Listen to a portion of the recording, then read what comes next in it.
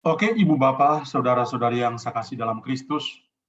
Pertama-tama saya mengucapkan terima kasih kepada tim LPF yang bulan ini mempercayakan pada saya 2 kali pertemuan pada awal bulan Maret dan hari ini hari spesial, Hari Raya Bunda Maria menerima kabar sukacita, dan juga secara istimewa hari ini juga bersama seluruh gereja dalam persekutuan dengan Paus Fransiskus yang sebentar malam jam 11 waktu Indonesia Barat atau jam 5 sore waktu Roma akan mengkonsekrasikan ya dua negara yang sedang bertikai, Rusia dan juga Ukraina. Nah, kita dalam pertemuan ini ya, sambil kita mendapatkan pengajaran, kita juga mengingat dalam doa-doa kita untuk intensi dari Bapak Suci ini. Saya memilih tema untuk berbagi pengalaman rohani pada hari ini bertepatan dengan Hari Raya Kabar Sukacita. Maka saya mengambil tema pengajaran untuk hari ini adalah menata komunikasi di dalam keluarga.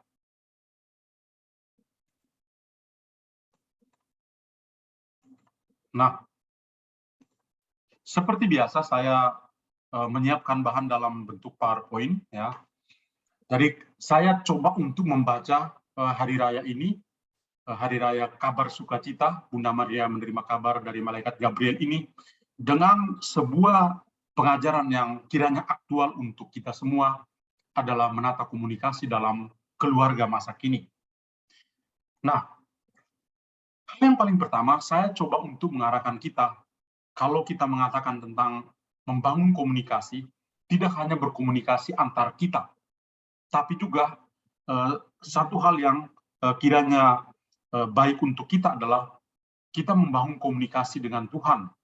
Dan beberapa kali dalam pertemuan, paling kurang dengan saya juga membahas tentang aspek doa sebagai cara kita membangun komunikasi dengan Tuhan. Katekismus Gereja Katolik mengajarkan kita bahwa kalau kita berdoa berarti kita mengangkat hati dan pikiran kita kepada Tuhan. Banyak orang mengartikannya dengan pengertian yang lain. Doa berarti berkomunikasi dengan Tuhan. Prayer communicating with God. Nah, ketika kita berbicara tentang komunikasi antara kita sebagai manusia dengan Tuhan, sekurang-kurangnya ada 4 ya hal yang penting di dalam kehidupan doa kita, atau jenis doa yang ada dalam kehidupan kita sebagai pengikut Kristus.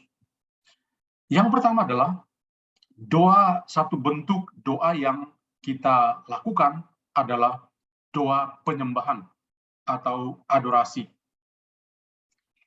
Kita berkumpul mungkin dalam satu contoh yang paling sederhana atau yang umum dalam gereja adalah dalam penyembahan sakramen Maha Kudus misalnya. Itu adalah salah satu bentuk adorasi atau doa penyembahan kepada Tuhan. Bisa juga doa atau komunikasi kita dengan Tuhan itu berupa petisi atau permohonan. Mintalah, maka kamu akan diberi. Ketuklah, maka pintu akan dibukakan. Jadi doa kita ya bisa menjadi adorasi atau penyembahan kepada Allah yang Maha Tinggi, bisa juga menjadi suatu petisi atau suatu permohonan kepada Tuhan untuk suatu intensi tertentu. Bisa juga doa itu merupakan sebuah bentuk penyesalan atau doa pertobatan kita. Ketika kita melakukan suatu kesalahan, menyadari diri kita sebagai orang berdosa dalam masa Prapaskah ini misalnya, ya, kita melakukan yang namanya doa penyesalan atau doa pertobatan. Setiap kali kita memulai suatu ibadat, kita selalu diajak untuk memeriksa batin, menyatakan tobat kita dengan mendoakan doa tobat, atau mendoakan doa saya mengaku, atau Tuhan kasihanilah kami, dan lain sebagainya. Dan satu lagi adalah doa ucapan syukur. Ya. Jadi kita sebagai orang Katolik ketika kita berdoa selalu ada dalam pikiran kita adalah doa yang kedua ini. Mohon melulu dan lupa bersyukur. Ya. Tidak, ada 4 ini. Ya. Kita ketika berdoa, bisa doa kita itu berbentuk adorasi atau penyembahan kepada Tuhan, bisa juga sebuah petisi atau permohonan, bisa juga sebuah penyesalan atau pertobatan, dan bisa juga sebuah doa ucapan syukur kita. Ya, jadi coba mindset kita ya, dalam membangun komunikasi dengan Tuhan, itu kita perlu melihat 4 hal ini. Kita jangan terbiasa dengan hanya bisa memohon atau petisi, ya, dan bersyukur, tapi masih ada adorasi atau penyembahan, dan juga doa pertobatan atau penyesalan. Kemudian 3 cara dalam membangun komunikasi dengan Tuhan, itu bisa dengan doa lisan, ya, dengan mengucapkan kata-kata, dengan doa mental, dengan bermeditasi, atau tingkat yang lebih tinggi adalah dengan berkontemplasi. Nah, ini sekedar untuk membuka wawasan kita tentang sebuah komunikasi yang bisa kita bangun pertama-tama dengan Tuhan lewat doa-doa kita. Ya, kiranya pas untuk kita renungkan bagaimana berkomunikasi dengan Tuhan. Kemudian tidak hanya berrelasi dengan Tuhan atau berkomunikasi dengan Tuhan, komunikasi juga bisa kita bangun di antara kita. Dan fokus perhatian kita pada malam hari ini adalah komunikasi dalam keluarga. Komunikasi keluarga adalah komunikasi yang terjadi dalam sebuah keluarga, yang merupakan cara seorang anggota keluarga untuk berinteraksi dengan anggota lainnya, sekaligus sebagai wadah dalam membentuk dan mengembangkan nilai-nilai yang dibutuhkan sebagai pegangan hidup. Ini yang selalu terjadi dalam keluarga kita masing-masing. Sambil duduk bersama, bersantai, mungkin kesempatan di mana para orang tua berinteraksi dengan anak-anak, sekaligus memberikan wejangan-wejangan tertentu, nasihat-nasihat tertentu. Mari kita perhatikan gambar ini. Seorang ibu dengan anaknya. Komunikasi di antara mereka berdua adalah sebuah komunikasi yang penuh dengan kasih. Ibunya tersenyum dan anaknya juga tersenyum. Ada komunikasi tidak hanya dengan tatapan, tapi juga komunikasi batin di antara mereka berdua sebagai ibu dan anak. Nah, maka di dalam keluarga bisa juga antara ibu dan anak, atau bapak dan anak, atau anak dengan anak, atau antara pasangan suami dan istri. Itu penting. Ada banyak masalah dalam keluarga masa kini, itu salah satunya adalah masalah komunikasi. Kenapa? Cara pandang setiap orang itu berbeda-beda. Cara untuk mengkomunikasikan sesuatu itu berbeda-beda. Ibarat orang yang orang buta, ada beberapa orang buta berkumpul dan mendapat penjelasan tentang seekor kuda. Wah, kuda itu adalah seekor hewan yang besar, punya kaki 4, tinggi, dan berbulu. Yang satu ke sana pegang kakinya. Wih, katanya besar kok, kurus. Satu pegang ekor. Ih, katanya besar kok, hanya bulu doang. Satunya pegang telinga. Tipis amat. Ya, setiap orang dalam membangun komunikasi itu tentu berbeda-beda.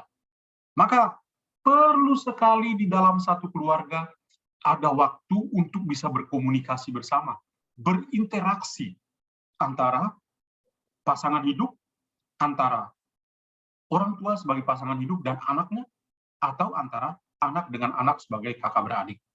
Ini yang akan kita lihat sebentar dalam konteks komunikasi yang dibangun dalam sebuah keluarga.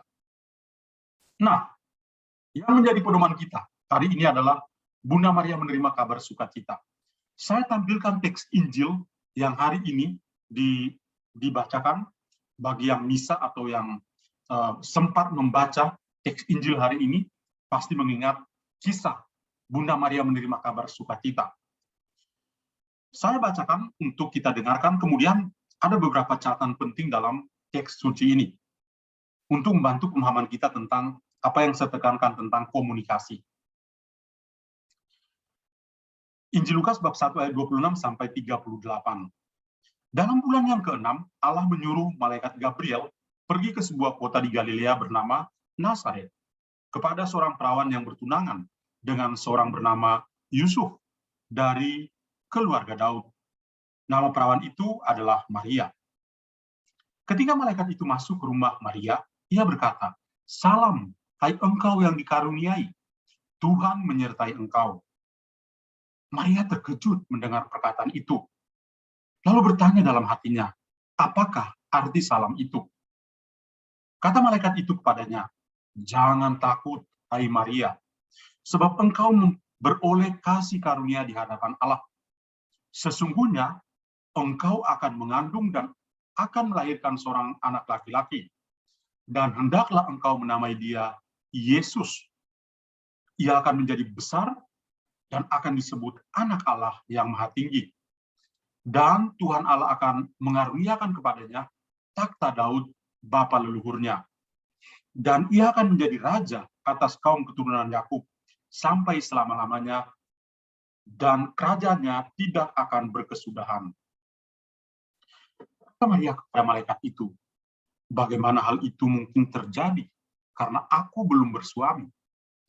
Jawab malaikat itu kepadanya, "Roh Kudus akan turun atasmu, dan kuasa Allah yang Maha Tinggi akan menaungi engkau. Sebab itu anak yang akan kau lahirkan itu akan disebut Kudus, anak Allah.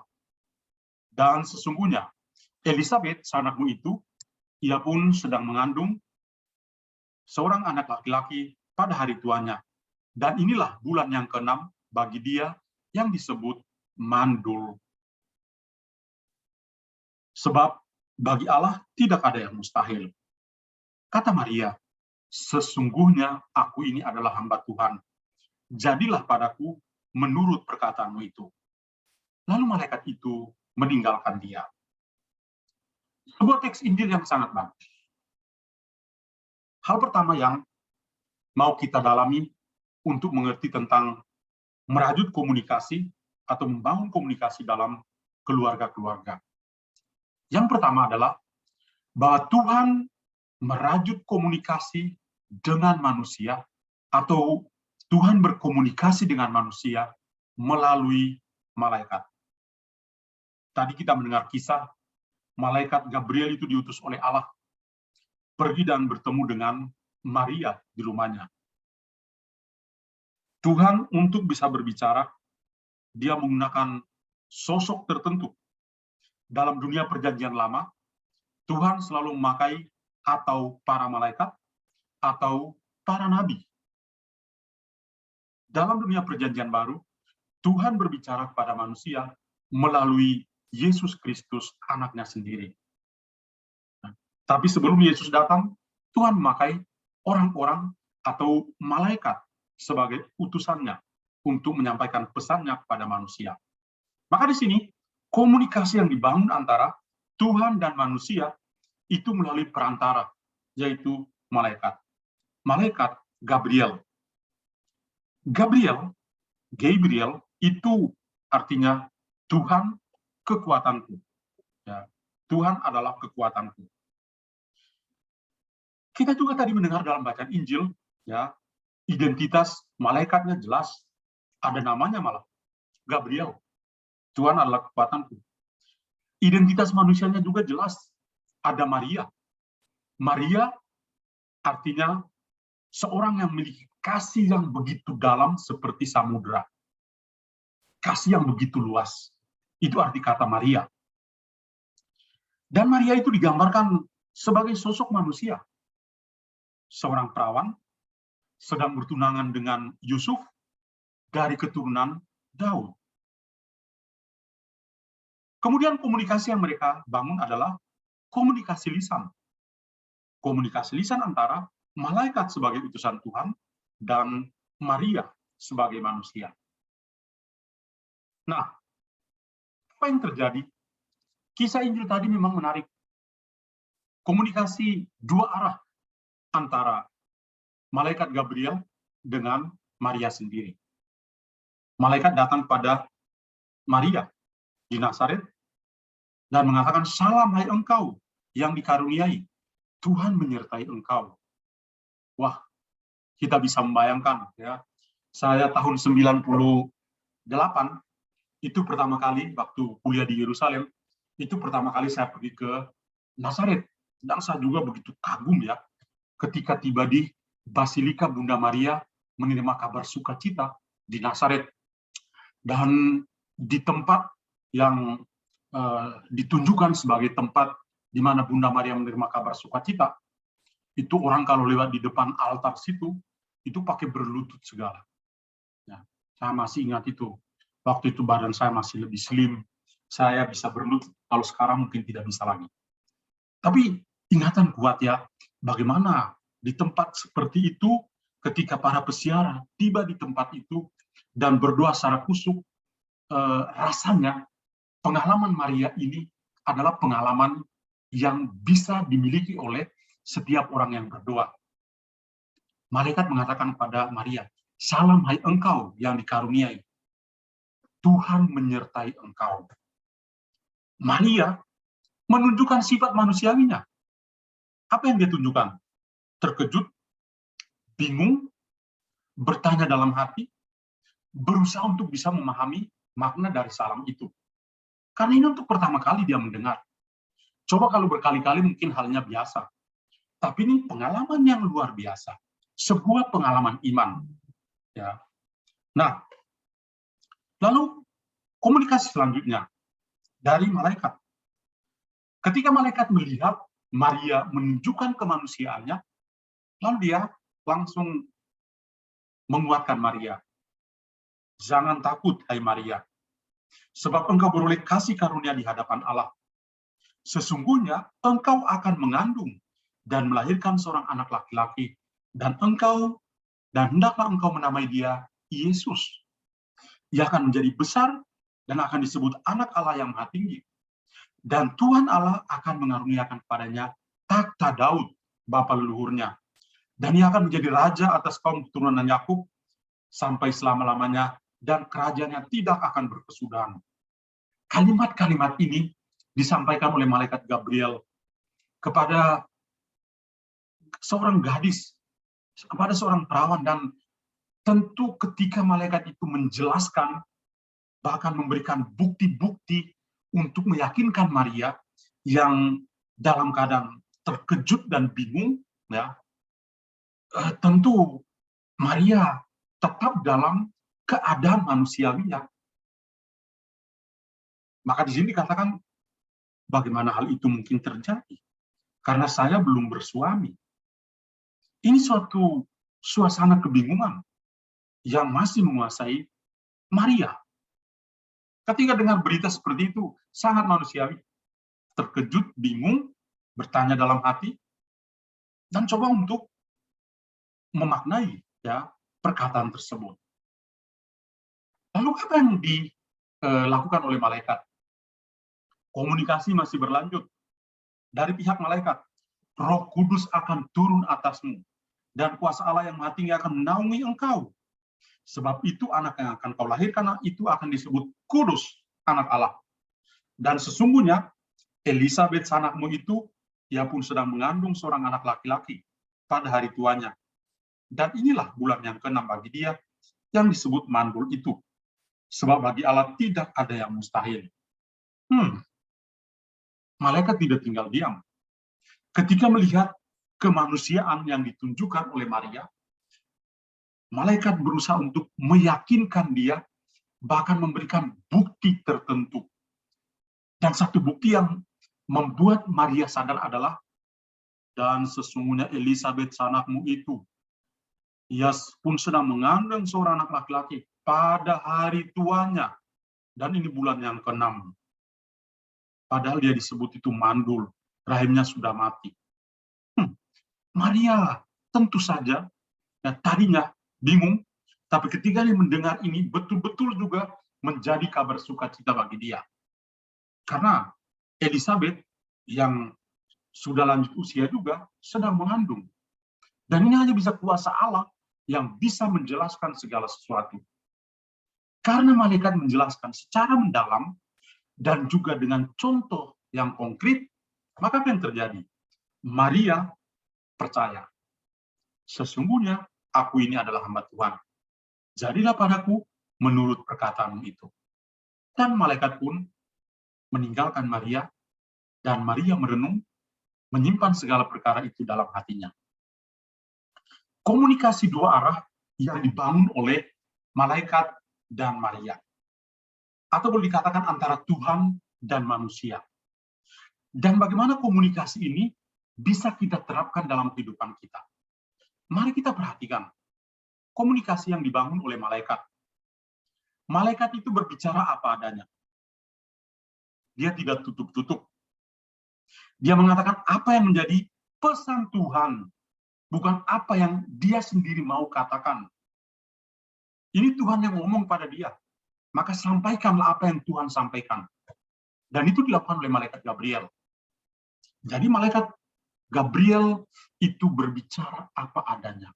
Sebuah komunikasi yang bagus, itu bicaralah apa adanya. Jangan bicara ada apanya. Nah, itu akan bermasalah. Aspek-aspek penting yang malaikat tunjukkan kepada kita adalah apa? Kejujuran dalam berkomunikasi. Artinya, dalam berkomunikasi perlu berbicara apa adanya. Bicaralah apa adanya. Dan ini penting dalam kehidupan kita. Malaikat atau Tuhan itu memberi contoh pada kita.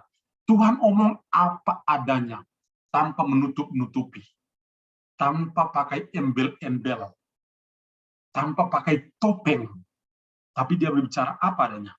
Ini sebuah komunikasi yang jujur, penuh dengan kejujuran. Dan ini penting dalam kehidupan kita, dalam sebuah keluarga, baik antara orang tua dan suami dan istri, atau sebagai orang tua dan anak-anak, aspek kejujuran dalam berkomunikasi itu penting. Tuhan saja omong apa adanya. Kenapa kita begitu sulit untuk tidak jujur dalam berkomunikasi ya? Kenapa kita mesti bohong? Nah, ini pertanyaan yang bagus itu. Kenapa kita mesti bohong? Omong apa adanya lah. Yang kedua, malaikat itu memberikan penjelasan seperlunya sehingga lawan bicara itu Maria bisa mengerti. Orang tua biasanya menjelaskan pada anak-anak, kalau omong buka mulut, ucapkan kata-kata dengan jelas supaya bisa didengar dan dimengerti. Orang tua kalau bicara dengan anak-anak, seperti malaikat Gabriel inilah. Bicara, berikan penjelasan seperlunya, sehingga lawan bicara itu bisa mengerti. Daripada emosi tingkat dewa, karena apa? Karena lawan bicara tidak mendengar. Lalu emosi sendiri. Nah, jadi berikanlah penjelasan. Malaikat Gabriel melakukan itu kepada Maria. Dan itu contoh yang tadi kita dengar dalam bacaan Injil. Yang ketiga, berbicaralah dengan penuh keyakinan, supaya lawan bicara itu bisa percaya. Bicara dengan penuh keyakinan, supaya yang mendengar itu bisa percaya. Saya sebagai romo, kalau saya memberi homili, umat pasti tahu bahwa, oh ya, ini romo omong ini benar-benar apa yang dia refleksikan dan keluar dari dalam hati. Dan bisa meyakinkan. Kalau tidak akan kena dalam hati setiap orang yang mendengar. Kenapa? Karena orang yang bicara saja nggak yakin kok. Bagaimana bisa meyakinkan orang lain untuk menjadi yakin? Tapi malaikat hebat. Dia berbicara dengan penuh keyakinan. Sampai meluluhkan hati Maria. Aku ini hamba Tuhan, terjadilah padaku menurut perkataanmu. Ini dari pihak malaikat. Berbicara padanya penuh kejujuran, memberikan penjelasan, dan berbicara dengan penuh keyakinan. Bagaimana dengan Maria? Maria menunjukkan keaslian manusiawinya. Apa itu? Bertanya dalam hati. Inilah pengalaman manusiawi kita. Ketika kita berkomunikasi dengan orang, apa yang kita dengar dari orang lain membuat kita juga bertanya dalam hati. Ini pengalaman manusiawi. Yang kedua, tidak hanya kita bertanya dalam hati, mencari tahu kebenaran berita itu. Maria menunjukkan itu. Saya kan belum bersuami. Masa bilang saya bisa punya anak? Sangat manusiawi. Tapi itu sebuah komunikasi yang dia jalin dengan utusan Tuhan, yaitu malaikat Gabriel. Dan dia mencari tahu kebenaran dari berita yang disampaikan oleh, atau kabar sukacita dari malaikat. Satu lagi, Maria membangun kepercayaan. Ketika dia mendapat bukti bahwa Elizabeth yang sudah masuk usia senja, yang rahimnya dinyatakan sudah mati karena usianya, tapi sedang mengandung, sudah 6 bulan. Dan itu yang membuat Maria kemudian akhirnya pergi juga ke Ingkaren dan tinggal di sana selama 3 bulan. Sampai Elizabeth melahirkan. Jadi Maria juga membangun kepercayaan dalam komunikasinya. Satu lagi, Maria menunjukkan kerendahan hati. Aku ini adalah hamba. Nah, aku adalah hamba Tuhan. Terjadilah padaku menurut perkataanmu. Dan yang terakhir adalah Maria percaya sepenuhnya pada kehendak Tuhan.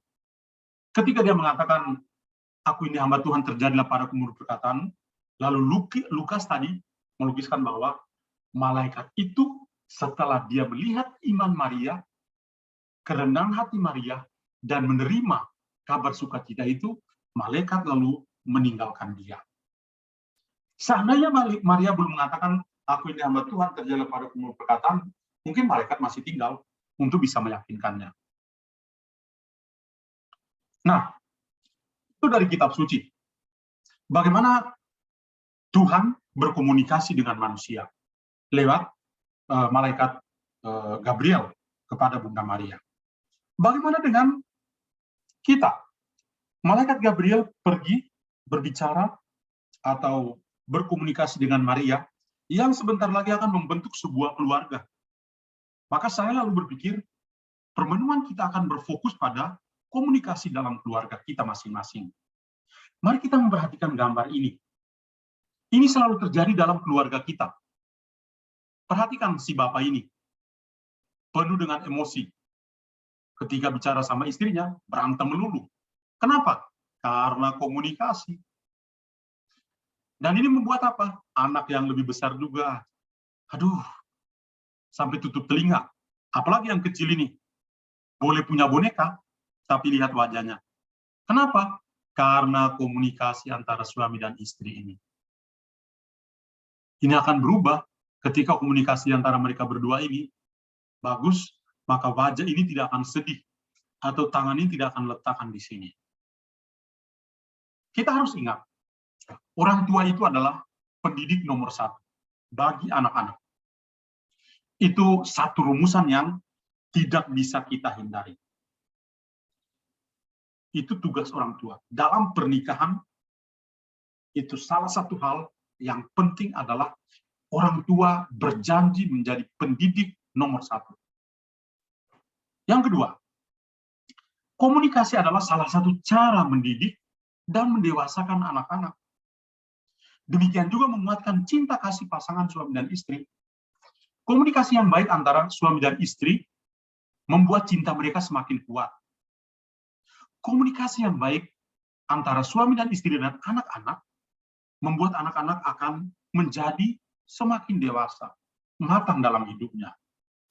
Kalau komunikasi antara suami dan istri kepada anak-anak tidak bagus, anak-anak ini boleh bertumbuh secara fisik, bagus, tapi secara mental, secara psikologis, kosong. Ada lubang di sana. Dan itu kasihan. Ya. Kemudian yang ketiga adalah komunikasi yang buruk dalam keluarga itu bisa menghalangi relasi kasih di dalam keluarga. Ya. Komunikasi yang buruk dalam keluarga itu bisa menghalangi relasi kasih di dalam keluarga. Dan itu kita semua alami.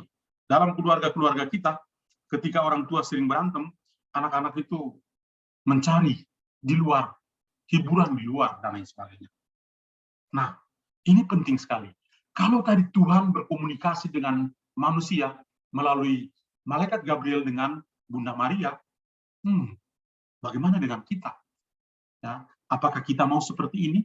Saya yakin kita semua sepakat mengatakan tidak. Kita harus menjadi lebih baik. Maka bagaimana kita bisa menata komunikasi yang baik dalam keluarga kita masing-masing? Ada beberapa kiat di sini. Yang pertama, meluangkan waktu untuk saling berbicara, berkomunikasi. Harus punya waktu untuk berbicara. Orang tua sesibuk apapun, tolong punya waktu untuk bicara dengan pasanganmu dan berdua bicara dengan anak-anak. Jangan pernah diam, ya. Sehari saja tidak saling berbicara satu sama lain, itu sudah ada banyak kekurangan. Ya, maka penting sekali, ya, meluangkan waktu untuk saling berbicara. Kalau seandainya suami dan istri itu cocok satu sama lain, mereka boleh berantem, ya. Tapi itu pagi hari, sore hari mereka sudah berbicara satu sama lain. Mereka sudah bisa saling mengampuni, saling memaafkan. Maka luangkanlah waktu untuk saling berbicara sebagai pasangan, dan luangkanlah waktu untuk bicara dengan anak-anakmu. Anak-anak perlu merasa disapa. Tidak hanya menyapa lewat telepon. Kalau anak itu ada di rumah, sapalah secara langsung. Biarkan dia memandang wajahmu. Biarkan dia melihat sosok matamu, sorot matamu. Dan dia akan mengerti tentang apa artinya kasih sejati dari orang tua. Yang kedua, ini juga bagus sekali. Menyimpan gadget saat berkumpul bersama. Oh, ini adalah tantangan yang besar dalam masa prapaskah, ini harus dilakukan ini. Berani enggak menyimpan gadget saat berkumpul bersama? Saat makan bersama, itu HP itu ditinggalkan. Shutdown. Matikan HP-mu dan tinggalkan di kamar. Biar punya waktu untuk bicara. Biar punya waktu untuk kumpul-kumpul. Cerita-cerita dalam keluarga. Jangan di ruang makan juga bawa HP. Baru mulai angkat sendok langsung bunyi HP dan tinggalkan makanan. Atau jangan ada makanan, tidak melihat makanan tapi lihatnya di HP. Itu kurang mendidik. Itu komunikasi yang tidak baik di dalam keluarga. Jadi simpanlah gadget saat berkumpul bersama sebagai keluarga. Ini untuk keluarga-keluarga yang muda perlu lakukan itu. Opa dan oma silakan tegur anak-anak itu untuk buat aturan dalam keluarga. Simpanlah gadget. Iya, tapi kan ada urusan kantor yang harus di follow up. Ya, tapi apalah artinya kita makan 30 menit dan HP-nya dimatikan. Kalau memang dia perlu, dia akan telepon balik. Atau setelah makan baru ditelepon. Ada keluarga-keluarga tertentu yang lalu membuat peraturan saat makan, HP tidak ada di ruang makan. HP ada di kamar. Aturan yang bagus itu. Tidak sopan kalau sambil makan, ya, sampai lalat menyerbu makanan, tapi mata tetap memandang layar HP. Bisa jadi pubbing, ya, phone-snubbing. Itu kan kurang bagus.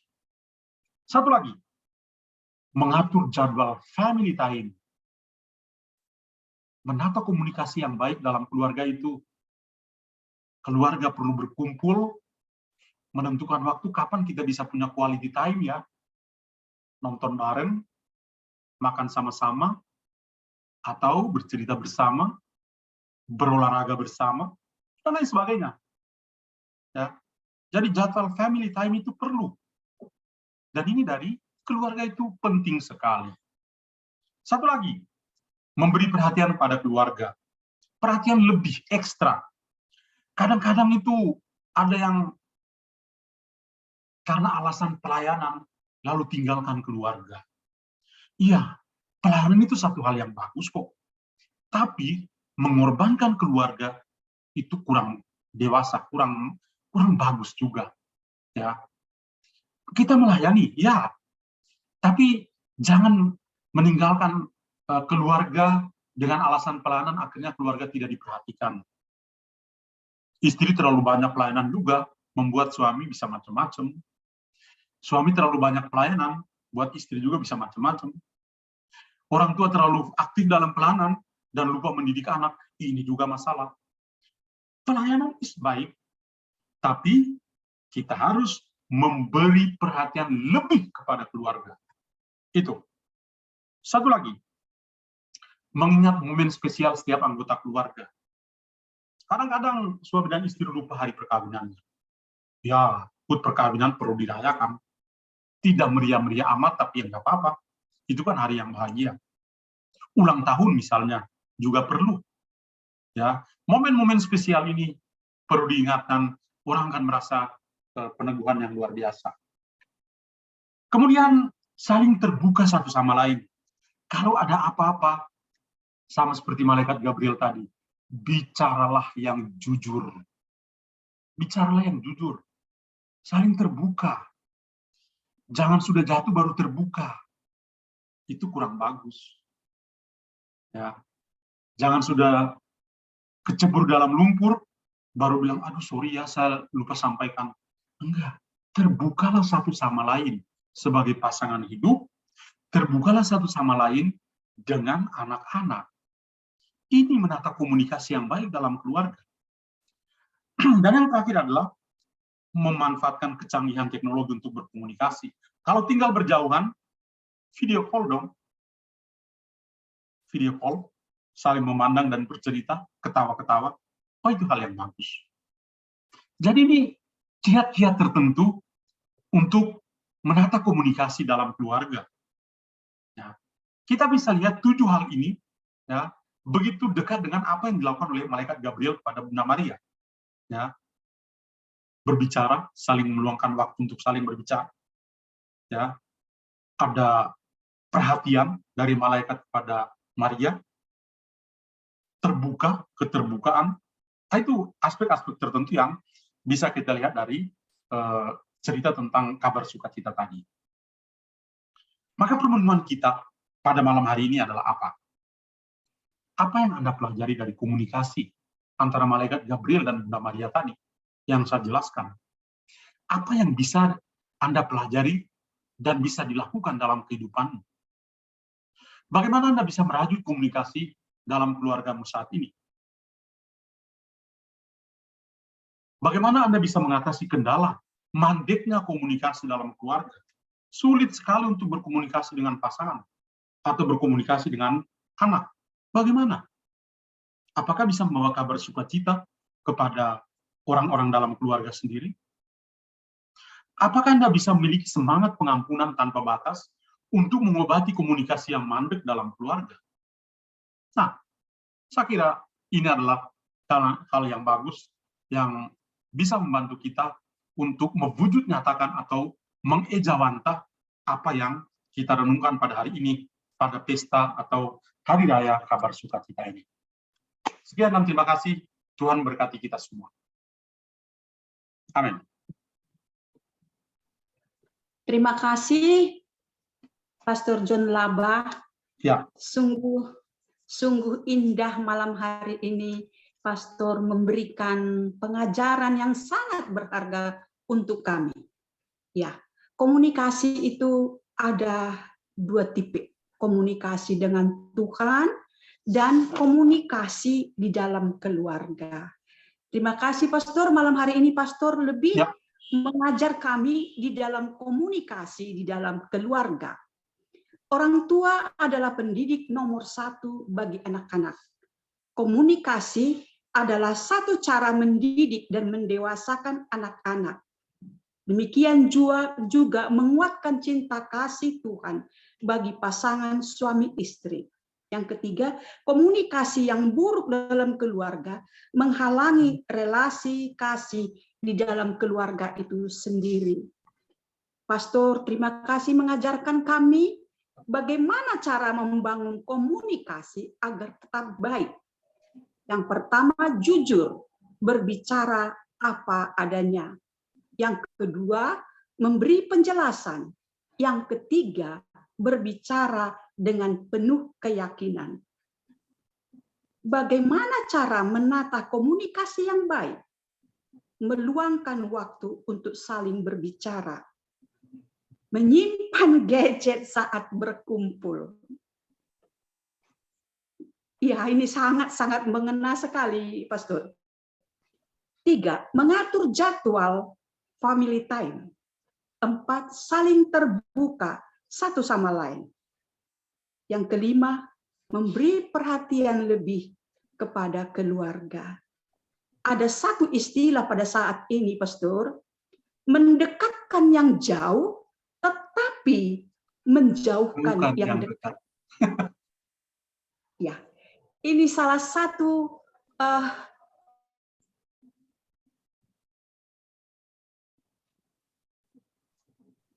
pada saat ini, ketika kita sudah mulai semuanya bisa jadi berantakan. Terima kasih Pastor sudah mengingatkan kami pada malam hari ini. Ya. Ini akan kami renungkan, akan kami coba membawanya di dalam kehidupan kami. Terima kasih Pater. Ya. Sebentar lagi kita akan masuk ke dalam sesi tanya jawab, Pater. Ya. Bapak Ibu, saya yakin pasti sudah mempersiapkan pertanyaan demi pertanyaan tentang bagaimana komunikasi di dalam keluarga. Kami persilahkan.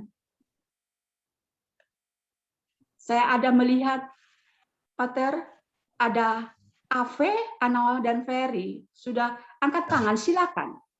Ya, selamat malam Ibu Mina, selamat malam Romo. Ya. Selamat malam Bapak, silakan. Selamat malam untuk Bapak Ibu keluarga LPR semuanya. Yang pertama kami ingin menyampaikan permohonan maaf karena tadi kami tidak masuk dari awal berhubungan dengan kami ikut jalan salib dan dilanjutkan dengan misa, perayaan misa. Dan diteruskan juga dengan ada pelayanan. Sehingga memang kami minta maaf sebesar-besarnya tidak ikut dalam proses awal, lalu ditambah dengan di daerah kami hujan lebat, sangat lebat sehingga dengan kendaraan roda 2 sangat susah untuk cepat kembali ke rumah untuk ikut prosesnya. Yang berikut, Romo, penjelasan berhubungan dengan renungan malam hari ini sangat terkesan untuk kami keluarga-keluarga Katolik, secara khusus kami keluarga muda Katolik yang mulai melangkah dalam kehidupan keluarga. Tantangannya sangat-sangat besar dan sangat berat di masa-masa perkembangan teknologi yang sangat pesat seperti ini. Sehingga apa yang disimpulkan oleh Ibu Mina tadi memang betul, komunikasi sangat penting dan sangat bagus untuk dihidupkan dalam proses hidup keluarga. Berhubungan dengan ini Romo, saya mau sharing sekaligus tanya, khususnya di daerah kami di Kepulauan Kei, Maluku Tenggara, keluarga muda Katolik saat ini terjadi satu fenomena yang negatif, yaitu banyak perceraian di keluarga muda Katolik tanpa ada penyelesaian secara gereja. Suami meninggalkan istri dan pergi dengan perempuan lain, sebaliknya juga istri telah meninggalkan suami dan pergi juga sudah berkeluarga tanpa ada penyelesaian secara resmi dari pihak gereja. Oke. Lalu kita juga tidak tahu apakah dari dua pribadi ini lewat keluarga mereka melaporkan ke pihak gereja, lewat pastor, ataukah lewat rukun, ataukah lingkungan atau tidak, kita tidak tahu. Tapi faktanya di daerah kami terjadi seperti itu. Padahal kita tahu bahwa kalau seekor domba tersesat, dalam posisi seperti ini, imam harus mencari domba itu dan dia kembalikan dan berkumpul dengan 99 domba yang lain. Tapi yang nyatanya sangat berbeda jauh. Jadi sharing sekaligus mohon penjelasan dari Romo tentang keadaan yang terjadi seperti yang disampaikan ini. Terima kasih Romo. Ya, baik. Terima kasih, Ferry. Ya. Jauh sekali di Maluku, ya. Oke. Yang pertama adalah salah satu hal yang kita semua rasakan adalah masalah katekesi. Katekesi umat itu di mana-mana ini orang itu bangga menjadi orang Katolik karena dibaptis dan selesai. Yang namanya ajaran-ajaran agama itu tidak masuk secara mendalam di dalam kehidupan mereka. Oleh karena itu, satu hal yang paling penting, yang kiranya penting untuk dipikirkan oleh setiap keluarga adalah bagaimana pendidikan nilai agama, nilai-nilai rohani itu mesti ditanamkan mulai dalam keluarga. Ya.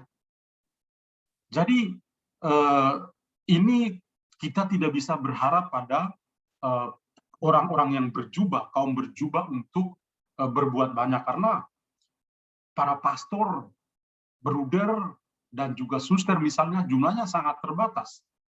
Apalagi di daerah terpencil, yang sebulan mungkin sekali pastor lewat untuk misa, atau mungkin setahun sekali baru ada pastor yang lewat untuk misa.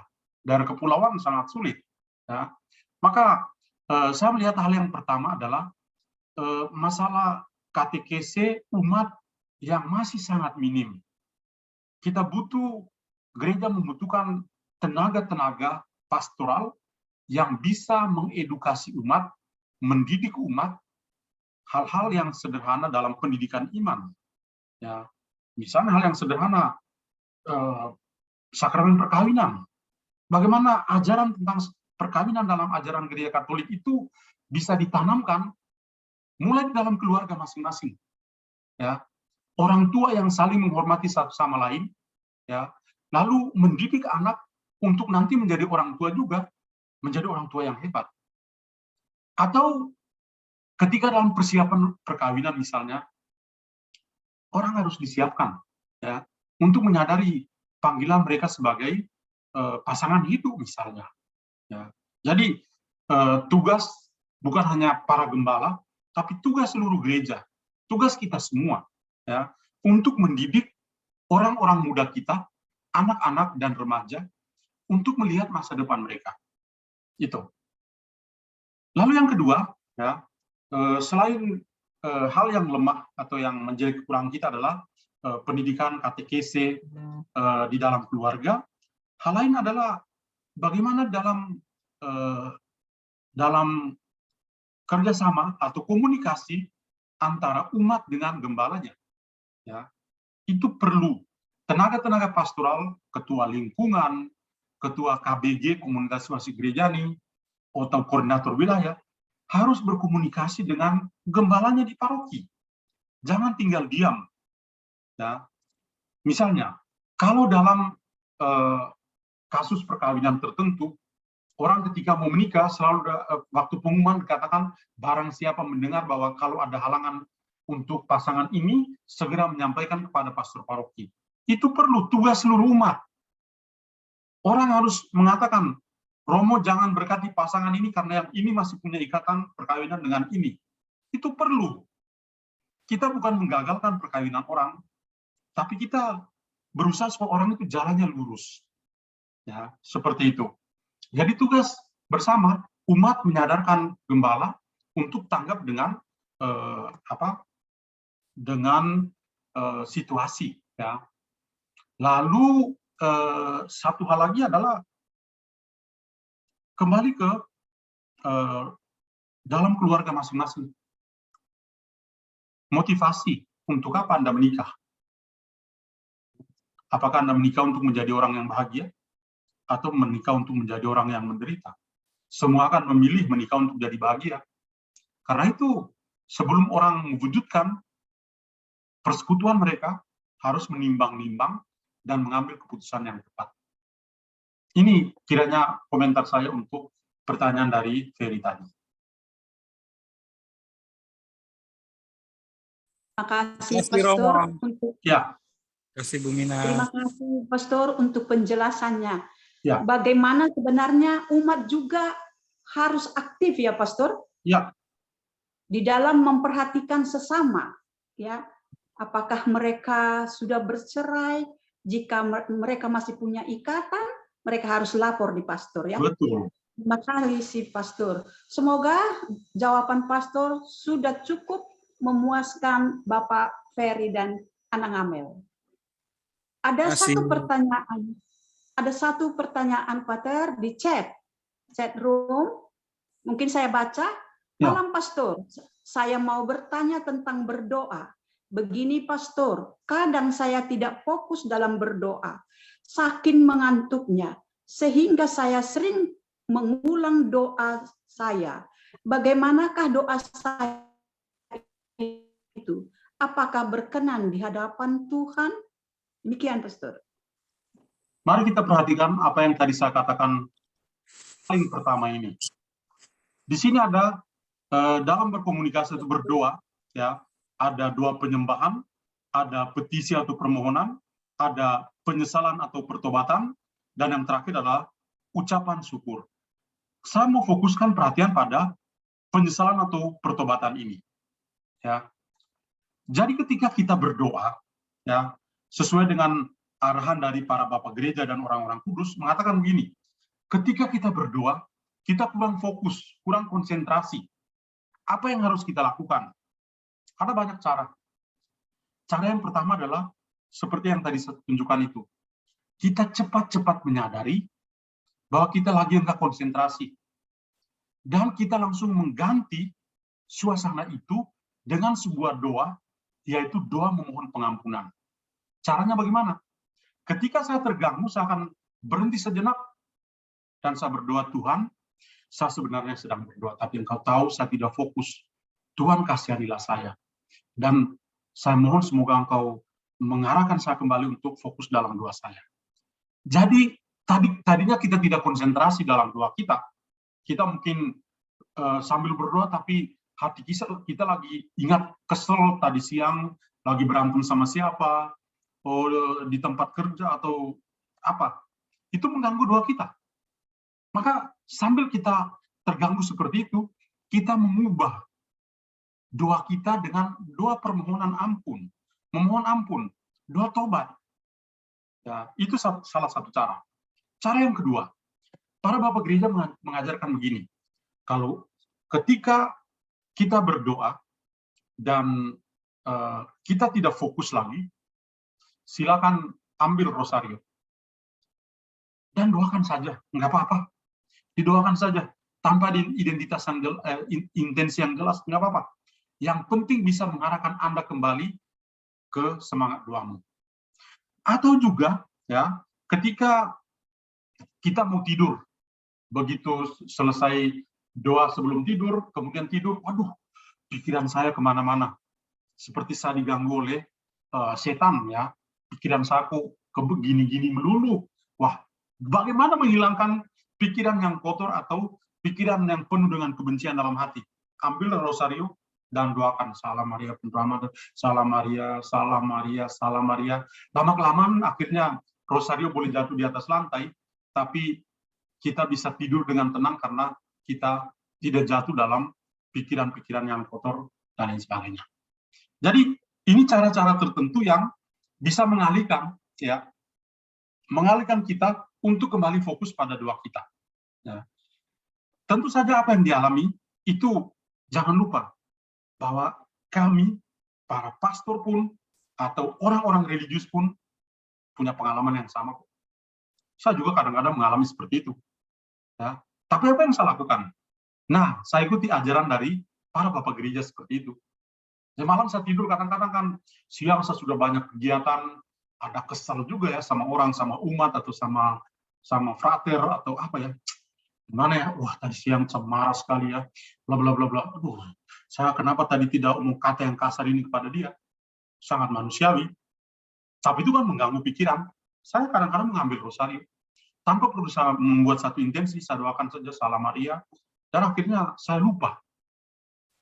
Keesokan harinya saya bangun, Rosario kadang-kadang ada di bawah tubuh saya, tertindis di tempat tidur, kadang-kadang ada di atas lantai. Saya bersyukur, ternyata saya tidak jatuh dalam dosa. Seperti itu. Nah, itu kiranya komentar saya. Apakah berkenan pada Tuhan? Terima kasih. Apakah berkenan pada Tuhan? Ya, berkenanlah. Tuhan yang tahu segala sesuatu kok. Ya. Terima kasih, Pastor. Ya. Karena waktu sudah larut, Ya. kita akan tutup terlebih dahulu doa kita malam hari ini. Nanti sehabis doa dan berkat penutup, mungkin bila Pastor masih punya waktu sedikit, ada seorang ibu lagi yang akan bertanya ya, Pastor. Nah, sebagai intensi doa kita pada malam hari ini, ada beberapa, Pastor. Yang pertama, untuk saudari-saudari kami dalam keluarga LPF yang sedang sakit, agar segera pulih. Teristimewa Romo Agustinus Mujihartono di Padang. Dan lagi Michelle Natasha yang hari ini gagal untuk kemo ke-6 karena kurang sehat.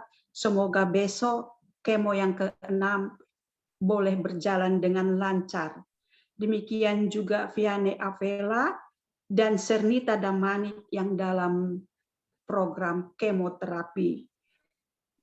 Doa mohon diselamatkan dari sakit yang sedang krisis, dari Esther yang sedang mengalami juga sakit parah. Doa untuk ibu-ibu yang sedang mengandung. Mohon perlindungan Tuhan agar sehat-sehat sampai masa melahirkan. 3, mohon berkat dan belas kasih Tuhan bagi yang merindukan kehadiran anak. Dengarkanlah doa umat-Mu, terutama untuk Rani Esther dan Ahmed Singh. 4, mohon keselamatan bagi jiwa-jiwa yang meninggal akibat perang, akibat kecelakaan, akibat bencana alam. Semoga jiwa-jiwa ini diampuni dan mendapat istirahat kekal bersama Bapa di surga. Terutama Bapak Gurcharan Singh yang meninggal kemarin. Inilah intensi, Pastor. Kami juga mohon berkat doa dan doa penutup bagi kami semua yang hadir sampai saat ini. Ya, baik. Mari kita berdoa dalam nama Bapa dan Putra dan Roh Kudus. Amin. Allah Bapa dalam surga, kami bersyukur padamu. Hari ini Engkau luar biasa. Engkau menjaga dan melindungi kami. Engkau juga memberikan kami kesempatan untuk mendengarkan sabdamu dan memberi kami pelajaran hidup bagaimana bisa membangun komunikasi di antara kami dan kami dengan Engkau sendiri. Bantulah kami, terutama dalam kehidupan doa kami, supaya kami selalu mengangkat hati dan pikiran kami tertuju kepadamu, membangun komunikasi yang baik dengan Engkau dalam doa-doa kami. Semoga kami juga membangun relasi, membangun komunikasi yang baik di dalam kehidupan kami setiap hari, dengan orang-orang dalam keluarga, dengan saudara-saudari kami di tempat di mana kami melayani atau kami bekerja. Tuhan, pada malam hari ini, kami juga menyampaikan intensi-intensi yang disampaikan, terutama untuk saudara-saudara kami yang sedang sakit, sedang menjalani proses kemo. Semoga Engkau memberikan berkat-Mu, peneguhan-Mu kepada mereka, agar proses kemo yang mereka akan alami boleh berhasil dengan baik, dan mereka juga Engkau sembuhkan dari sakit penyakit mereka. Kami juga mohon kepadamu berkat yang berlimpah untuk keluarga-keluarga yang sedang mengharapkan keturunan. Semoga sama seperti Engkau melakukan kasih-Mu kepada Elizabeth dan Zakarias, demikian juga pada keluarga-keluarga ini, semoga Engkau memberikan pada mereka anak yang mereka rindukan sebagai buah kasih dalam keluarga. Tuhan, kami juga mohon semoga Engkau menunjukkan belas kasih-Mu juga kepada orang-orang yang membutuhkan kasih-Mu, terutama dalam keluarga-keluarga yang sangat membutuhkan, mereka yang sedang bergumul dalam kehidupan, mereka yang mau memperoleh kehidupan yang baru dalam masa tobat ini. Semoga Engkau membaharui kehidupan mereka. Berikanlah semangat tobat dalam hati mereka. Dan kami juga memohon kerahiman-Mu untuk saudara-saudara kami yang sedang menderita akibat perang atau kecelakaan atau sakit penyakit yang mereka alami. Terima kasih Tuhan, Engkau luar biasa, dan kiranya Engkau juga memberikan perlindungan pada kami semua untuk istirahat malam hari ini. Demi Kristus Tuhan dan pengantara kami. Amin. Tuhan bersamamu dan bersama. Semoga Allah yang Maha Kuasa memberkati saudara sekalian, Bapa dan Putra dan Roh Kudus. Amin. Terima kasih banyak, Pastor. Ya. Sekali lagi kami ucapkan, masih adakah waktu Pastor sedikit? Ya. Ya, silakan Ibu Lucia. Silakan bertanya, Ibu Lucia. Terima kasih Bu Minar. Selamat malam Romo. Ya, selamat malam. Ini mungkin sedikit dari sharing saya yang bisa saya jadiin pertanyaan. Saya menikah dari dua budaya ya. Jadi menggabungkan dua budaya satu budaya Hong Kong dan satu budaya Indonesia. Dan suami saya itu bukan Katolik dan tidak ada agama. Jadi kayaknya, tapi puji Tuhan, dua anak saya itu saya Katolikkan dari mereka kecil. Jadi dua anak saya itu sekarang Katolik ya udah dewasa juga mereka. Yang jadi masalah selama ini karena saya dari lingkungan Katolik, jadi orang tua saya dulu selalu mengajarkan cara berdoa dan saya mencoba untuk berdoa, ngajarin waktu mereka masih, tapi sekarang sih udah nggak usah, yang mereka udah bisa berdoa sendiri, udah bisa ke gereja sendiri. Yang waktu saya masih anak-anak saya masih kecil, saya ajarin berdoa, suami saya keluarga suami saya marah, bang ngapain ngajarin dia berdoa? Udah saya kasih kalian Katolik aja udah bersyukur. Suami saya dari pihak keluarga suami saya kayaknya agak kurang setuju ya waktu tahu anak saya itu karena hampir tiap minggu saya bawa mereka ke gereja. Jadi kayaknya dari sisi komunikasi untuk ngajarin anak aja kami udah beda, udah susah. Sampai pernah sekali waktu anak saya masuk SMP yang kecil, mereka diinterview. Nah, saya nggak tahu karena dua anak saya yang besar masuk sekolah Katolik juga, yang kecil juga sekolah Katolik. Waktu anak saya masih kecil, suami saya pernah nanya, kamu mau masukin kemana? Saya bilang, saya mau masukin ke sekolah Katolik.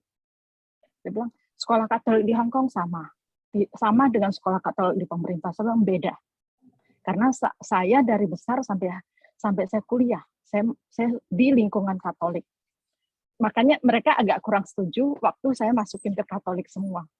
Nah, saat waktu udah anak saya diinterview sama gurunya, saya nanya, kamu cerita apa aja? Mereka interview apa?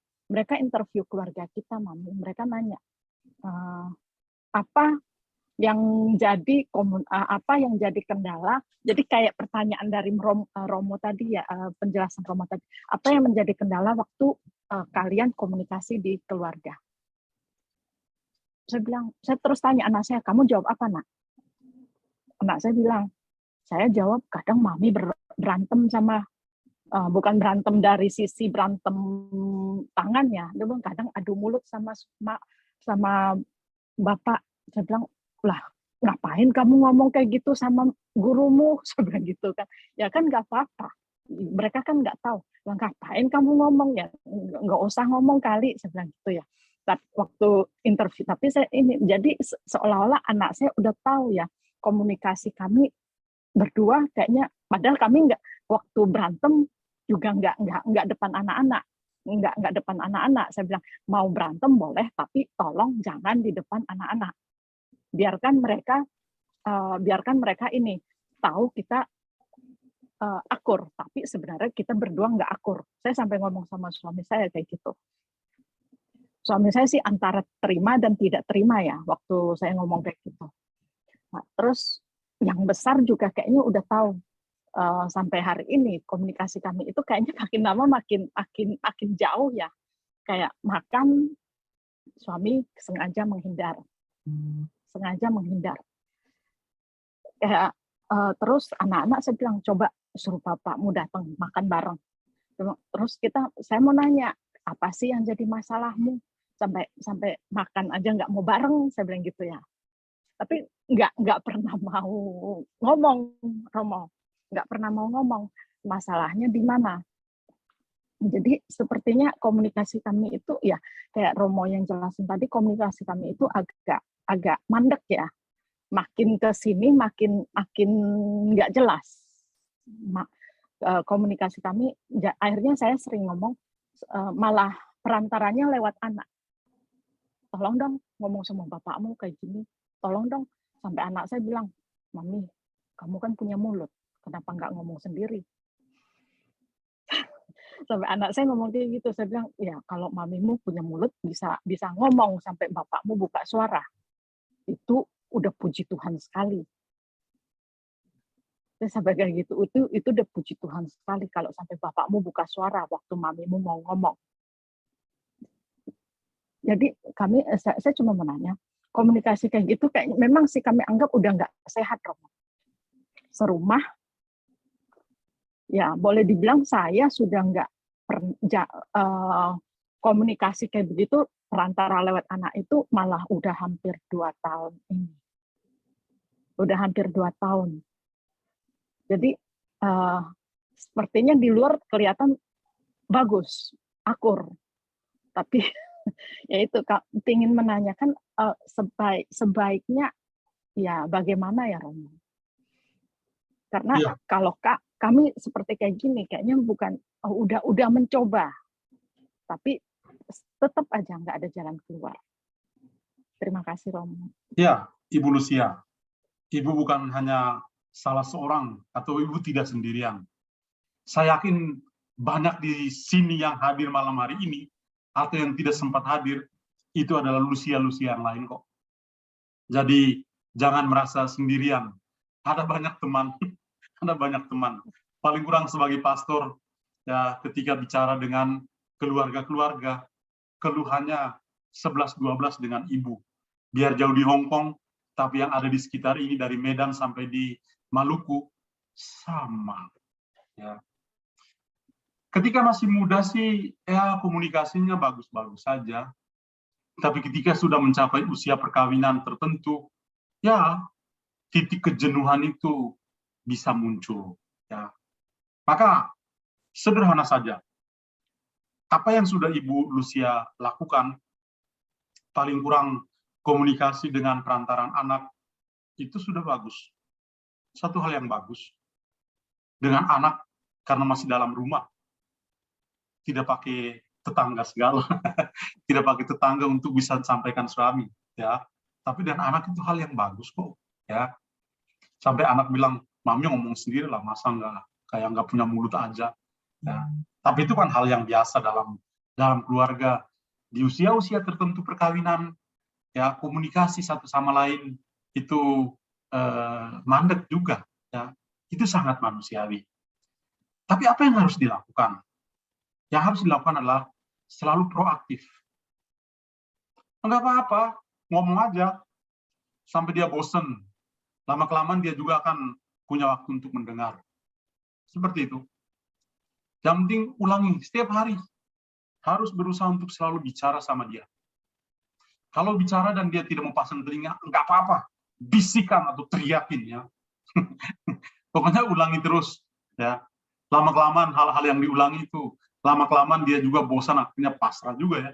Dia akhirnya kurang asem ini ya. Saya sebenarnya tidak mau dengar, tapi karena dia ulang-ulang terus-menerus, pasrah deh, dengar juga saya. Seperti itu. Jadi jangan dia diam, ibu juga merasa diam. Ya udah, komunikasinya mati. Tapi semakin dia kalau dia seperti itu, setiap hari yang baru, bicaralah dengan dia. Bicaralah. Kenapa? Itu adalah suamimu. Bukan suami orang, suamimu. Bicaralah sama dia. Itu. Jadi, saya sebagai pastor bicara dari hal yang saya baca dan hal yang saya dengar. Tapi yang mengalami sendiri adalah bapak dan ibu sebagai suami dan istri. Kalau saya kan hanya apa yang saya pernah baca dan apa yang saya dengar seiring dari umat yang lain. Itu yang saya bisa bagikan kepada Ibu Lucia dan Lucia yang lain yang ada di sini. Itu komentar saya. Terima kasih, Romo. Ya. Terima kasih, Pastor. Ya. Baik.